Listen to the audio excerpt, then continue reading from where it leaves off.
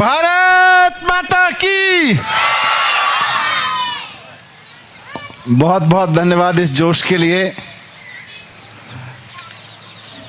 सबको, यहाँ बैठे सभी बुजुर्गों को, बच्चों को, नौजवानों को, सबको नमस्कार, राम राम। केम छो? मजामा? देखो इतनी गुजराती आती है मेरे को। मैं थोड़ा गुजराती में गरीब हूं। ये मेरी गरीबी है कि मेरे को गुजराती नहीं आती। आपको हिंदी आती है? देखो ये आपकी अमीरी है कि आपको हिंदी भी आती है और गुजराती भी आती है।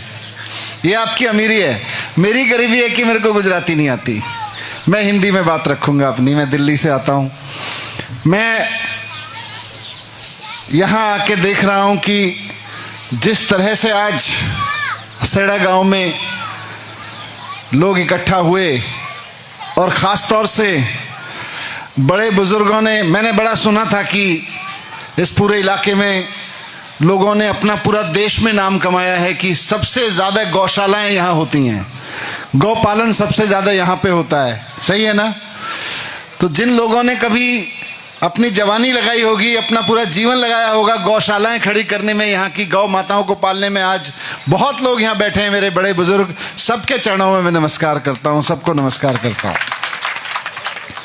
इतनी बड़ी संख्या में आप लोग यहाँ आए, उससे एक बात तो समझ में आती है कि गुजरात में अब हर तरफ यही आवाज उठ रही है कि अब तो बस परिवर्तन चाहिए, अब तो बस परिवर्तन चाहिए, अब तो बस परिवर्तन चाहिए। और ये परिवर्तन अब की बार नेता और पार्टी का परिवर्तन नहीं है। इस बार ये परिवर्तन अपने बच्चों को स्कूल अच्छे देने का परिवर्तन है। इस बार ये परिवर्तन अपने घर के लोगों को, कोई बीमार हो जाए उसको अच्छे अस्पताल देने का परिवर्तन है। इस बार ये परिवर्तन इस बात का है कि कोई पढ़ा लिखा नौजवान, हमारे घर के बेटे बेटियां, हम अपना खेत बेच के उनको पढ़ाते हैं, अपनी मेहनत करके उनको पसीने की कमाई से पढ़ाते हैं, और जब पढ़ के नौकरी लेने जाता है सरकार के पास तो सरकार कहती है रुक जाओ अभी पेपर कराएंगे। और जब वो तैयारी करके, पेपर की तैयारी 3-3, 6-6 महीने करके शहर में कस्बे में रह के पेपर की तैयारी करके पेपर देने जाता है, तो पेपर देता बाद में, पहले उसके पास खबर आ जाती है कि पेपर तो फूट गए हो।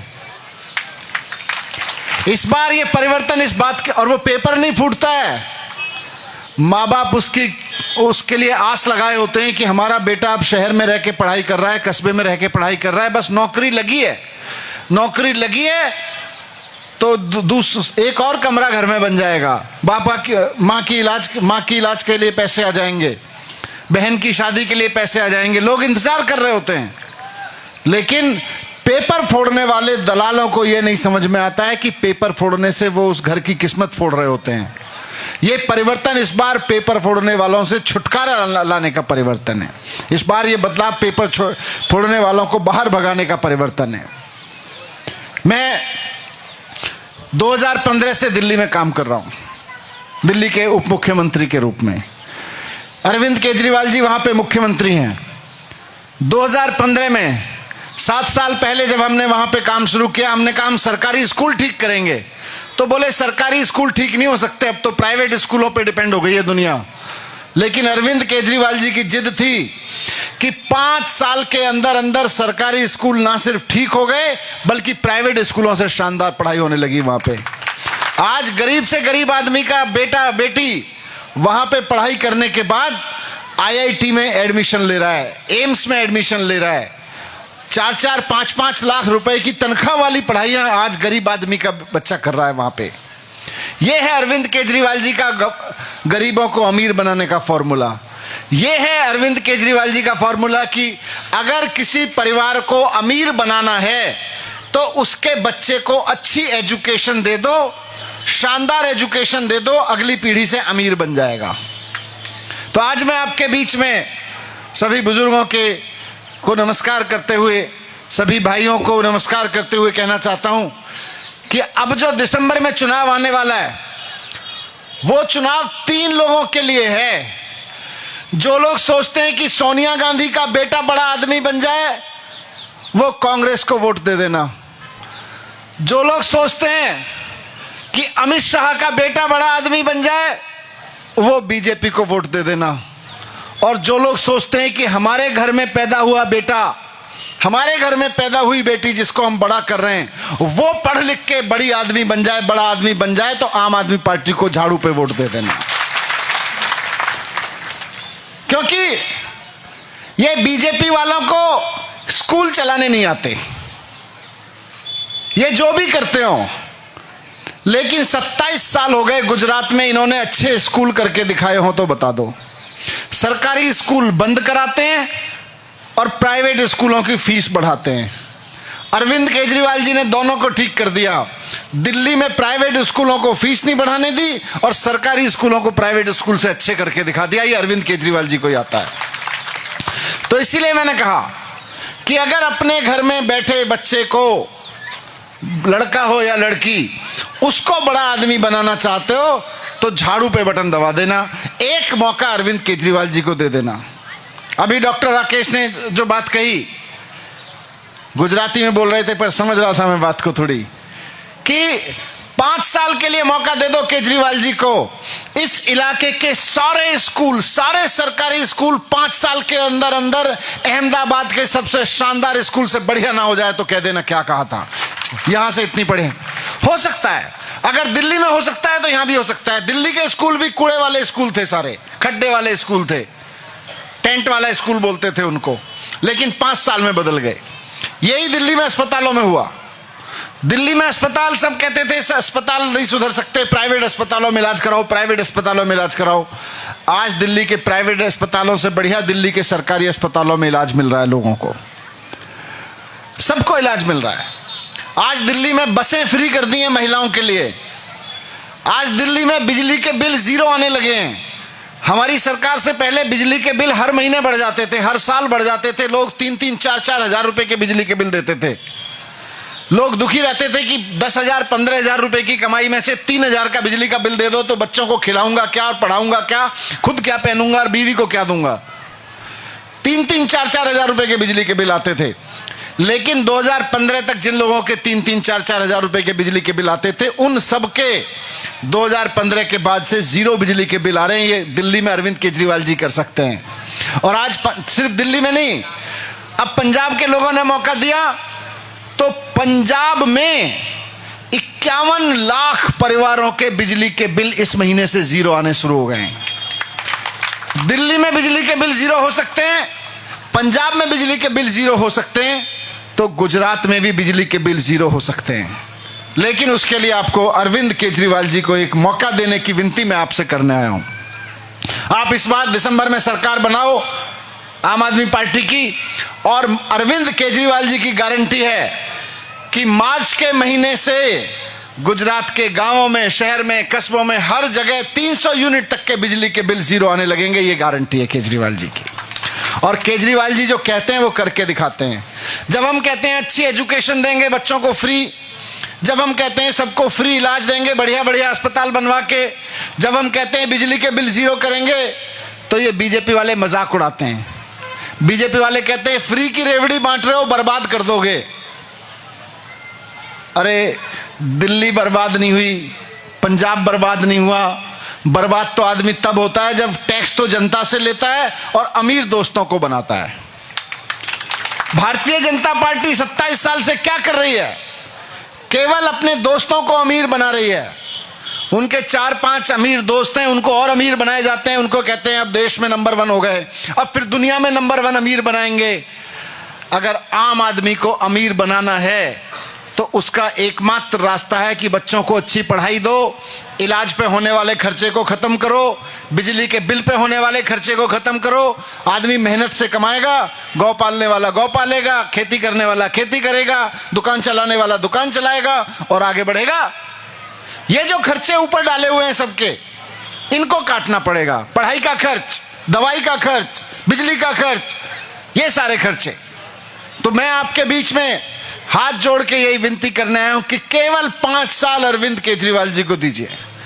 5 साल में जितनी गारंटियां डॉक्टर साहब ने पढ़ी, अरविंद केजरीवाल जी की तरफ से एक एक गारंटी को पूरा करके दिखाएंगे, एक एक गारंटी को। ईमानदार सरकार है। दिल्ली में करके दिखाया, पंजाब में करके दिखाया, अब गुजरात में भी करके दिखाएंगे।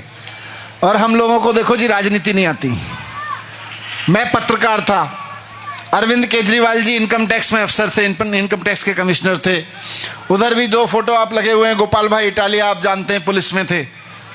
ईसुदान गढ़वी जी आपके किसानों की सबसे बड़ी आवाज, टीवी चैनल पर बैठते थे। ये सारे लोगों को, हमको पत्रकार हैं हम लोग, गुलाब भाई भी अपना काम करते थे, सारे लोग अपना अपना काम करते थे, डॉक्टर साहब हैं, हॉस्पिटल चलाते थे अपना। हम लोगों को राजनीति नहीं आती, लेकिन हमको स्कूल ठीक करने आते हैं। राजनीति जिनको आती है वो जानते हैं क्या करते हैं। अभी मेहसाना में मैं था एक सभा में, वहां पे एक साहब ने आके कहा, साहब राजनेता तो वो, आप लोग राजनेता नहीं हो, आपके यहां तो सीबीआई रेड डालती है फिर भी कुछ नहीं मिलता। राजनेता वो होते हैं जो चुनाव से पहले 4 बीघा जमीन से शुरू करते हैं राजनीति, और एक चुनाव में जीतते जीतते 1000 बीघे के मालिक बन जाते हैं, वो राजनेता होते हैं। हमको वैसी राजनीति नहीं आती। हमको इतना आता है कि स्कूल कैसे ठीक कराए जाएं, अस्पताल कैसे ठीक कराए जाएं, बिजली के बिल 0 कैसे किए जाएं, और पैसा कैसे बचाया जाए सरकार में। पैसा ईमानदारी से बचाया जाता है सरकार में।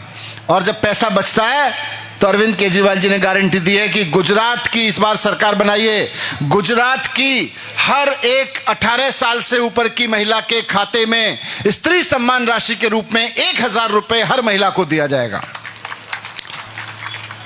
दिया जा सकता है। लोगों ने पूछा ये क्यों कर रहे हो? इसके पीछे अरविंद केजरीवाल जी की सोच है। स्त्री सम्मान राशि एहसान नहीं कर रहे। स्त्री सम्मान राशि किस लिए जरूरी है? घर में लड़की पढ़ने जाती है कॉलेज में, उसका मन होता है कुछ किताब और खरीद ले, थोड़ी बड़ी होती है, घर में मन करता है, शादी ब्याह होता है, बच्चों के लिए कुछ कर ले।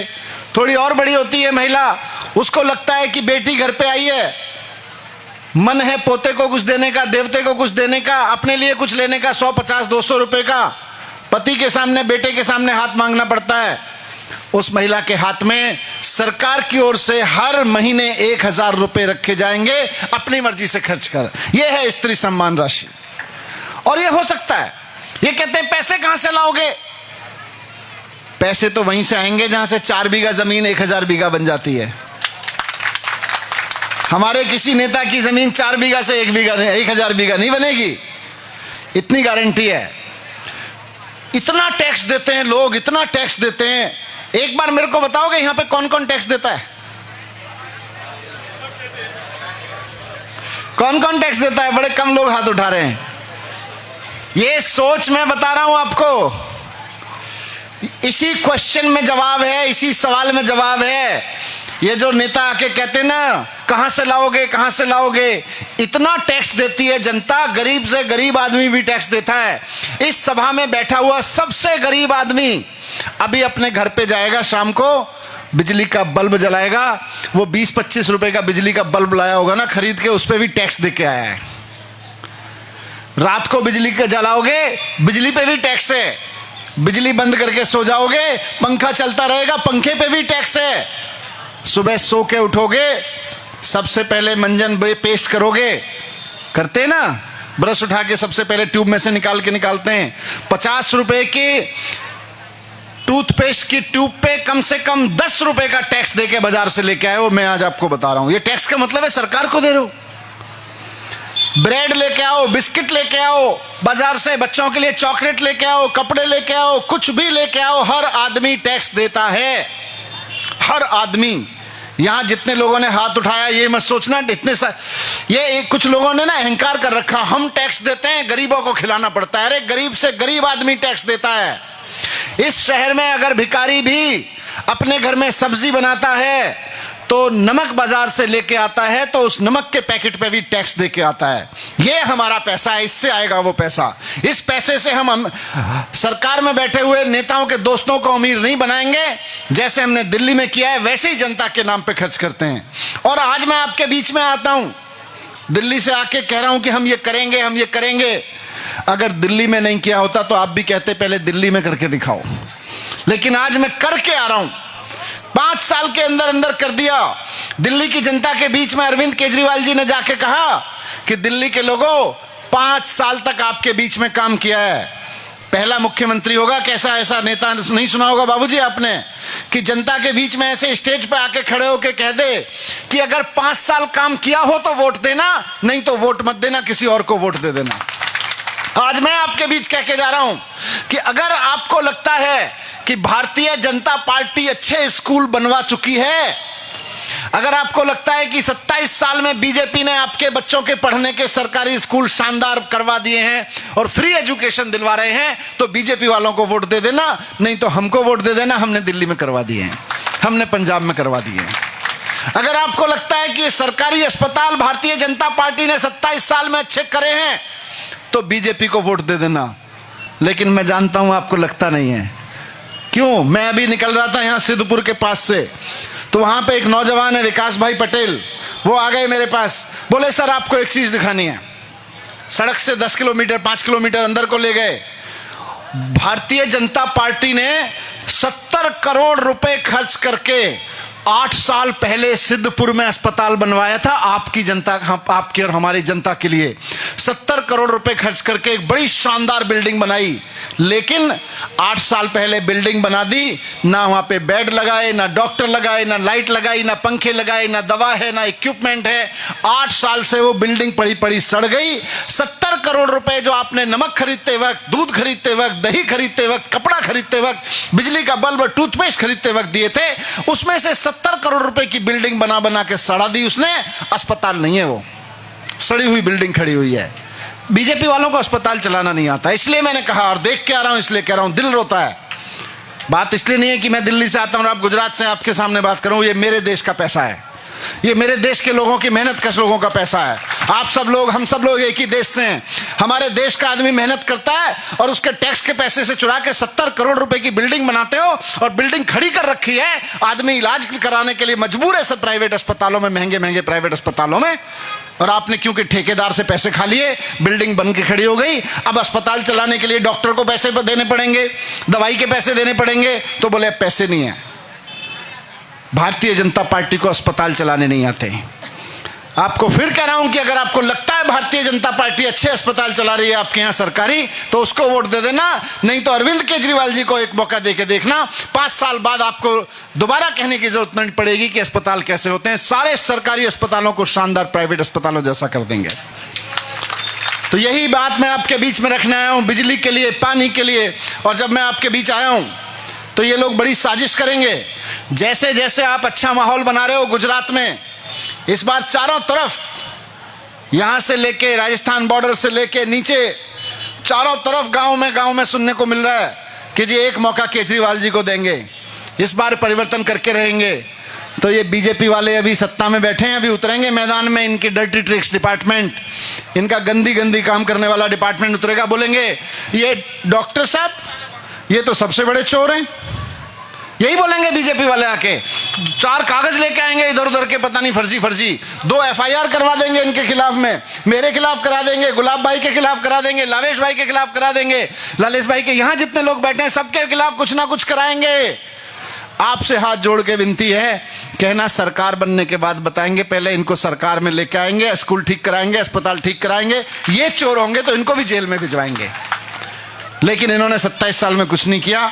इस बार मौका है, करते भी कहां से, हमारे पास मौका नहीं था। कांग्रेस को हटाओ बीजेपी, बीजेपी को हटाओ कांग्रेस, और पिछले मुझे लगता है 27 साल से तो भारतीय जनता पार्टी और कांग्रेस मिलकर ही चुनाव लड़ते हैं। आप वोट किसी को डालो, सरकार बीजेपी की बनती है। इस बार वोट झाड़ू पे डालो, सरकार आपकी बनेगी, आपके बच्चों के लिए काम करने वाली बनेगी। बहुत बहुत धन्यवाद। भारत माता की बहुत बहुत धन्यवाद। 5 मिनट खाली आभार।